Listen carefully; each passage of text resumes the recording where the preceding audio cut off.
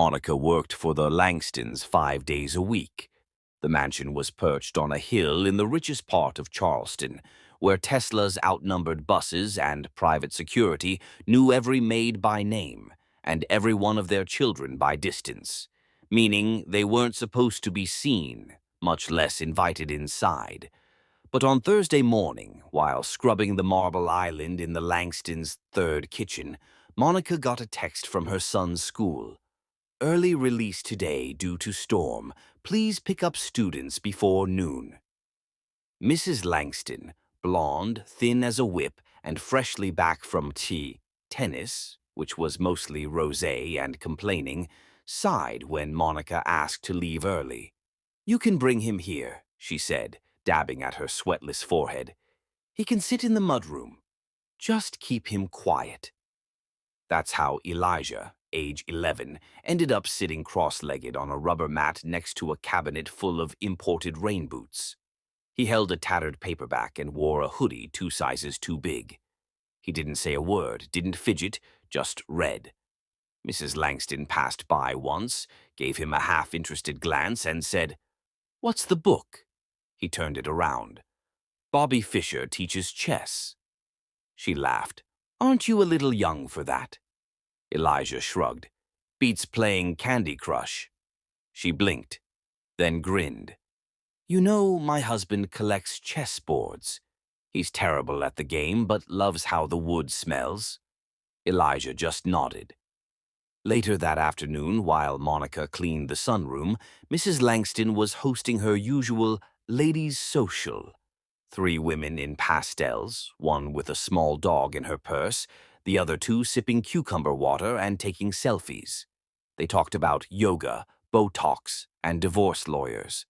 Then, out of nowhere, Mrs. Langston said, "You'll never guess. Monica's son reads chess books."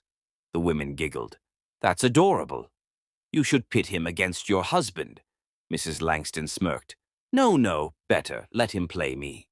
She sent the butler to fetch him. Elijah came quietly, hands in pockets. They sat at a chess table in the corner of the sunroom, vintage walnut with polished black and white pieces already arranged. Mrs. Langston crossed her legs, flipped her hair, and smiled like she was about to film a commercial. "You know how to play, sweetie?" "Yes, ma'am." "I'll go easy." "You don't have to."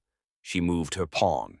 He responded instantly. She moved again. So did he. The third move. She took a breath, looked at the board. The fourth, her brow furrowed. The fifth, she leaned forward, mouth tight. Sixth, seventh. By the 8th move, he said calmly, "Checkmate." Silence. The other women stopped talking. Even the tiny dog went quiet. Mrs. Langston blinked, then stared at the board like it had betrayed her. That's not right." Elijah didn't say anything, just stood up. "Thank you for the game, ma'am," and walked back to the mudroom. That night, Mr. Langston got home. Tall, cold, expensive suit, and colder eyes. Monica was finishing the baseboards when his wife told him, laughing awkwardly, "You'll love this. The help's son beat me at chess in 8 moves." He turned his head slowly. "Did he?" The next day, Elijah didn't want to come back. He hated rich people, he said, hated the way they looked at him. But Monica didn't have a choice. She couldn't leave him alone during a storm. So back to the mudroom he went, but this time it wasn't Mrs. Langston who showed up. It was Mr. Langston, holding a velvet bag. "Elijah, is it?" "Yes, sir." "I'd like to play a game." Elijah stood. Mr. Langston poured a new set of pieces onto the board, ebony and ivory, weighted just right. They played in silence. 5 minutes passed, then 10, then 30. Monica was vacuuming upstairs when she got the call. "Elijah is with me," Mr. Langston said. "I'd like to keep him for a little longer. I'll drive him home myself." She didn't know what to say. All she could do was nod. That night, Elijah came home holding something wrapped in cloth. He opened it on the table. A chess clock, elegant, gold-trimmed, and a note. Rematch next week. You lost this one, but barely. Langston. The rematch wasn't in the sunroom. It was in Mr. Langston's private study, a place no staff ever entered. Dark walnut shelves, leather chairs, and 2 security cameras pointed at the table. Elijah sat straighter this time. Mr. Langston watched him with calculating eyes, tapping a silver ring on the clock between them. "You've got instincts," he said. "Raw, undisciplined, but sharp." Elijah didn't flinch, didn't speak. He opened with a Sicilian defense. Langston smiled. "Oh, you do study." They played 6 games that week. Langston won 2. Elijah won 4. After the 6th, Langston leaned back in his chair and said, "Where did you learn that variation?" "Kasparov used it in '92, but he cut it short. I extended it."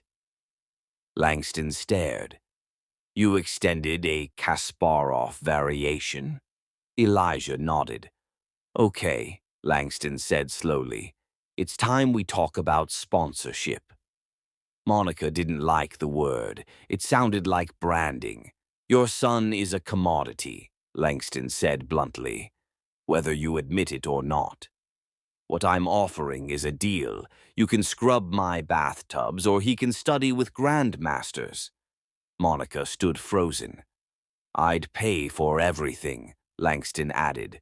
"Tutors, travel, school, private security. All under my name." "Why yours?" He leaned in. "Because names matter." It wasn't about generosity. It never was. Langston wanted to own Elijah's success. Monica knew it. But she also knew what Elijah was, and what he'd never get in a public school library with a 12-year-old chess book and a cracked phone. So she said yes, with one condition. Elijah decides. He said yes, not because of Langston, because of the game. Because deep down Elijah knew he'd already outgrown the board he'd been given. Months passed. Elijah flew to New York, then Berlin, then Sao Paulo. He crushed juniors, then seniors, then masters. By age 13, he was undefeated in his division. But the media didn't care. At first, that changed the day he beat Sergei Kulikov, a Russian grandmaster who hadn't lost in 6 years. The headline hit every site within hours. "American kid destroys Russian champion in 19 moves." They wanted a story. They wanted a name. And Langston was ready. He gave interviews, wore his best suit, told every camera that he'd discovered Elijah, trained him, guided him. "He's a Langston man now," he said. Monica watched the press conference from her apartment, folding laundry. She didn't say anything, just looked at the screen and whispered, "That boy is no one's property." That night, Elijah came home. No cameras, no handlers, just him. And a simple question: "Can I drop the Langston name?" Monica smiled for the first time in days. "You don't owe him anything." He nodded, then opened his bag and handed her a sealed envelope. Inside, his college admission letter.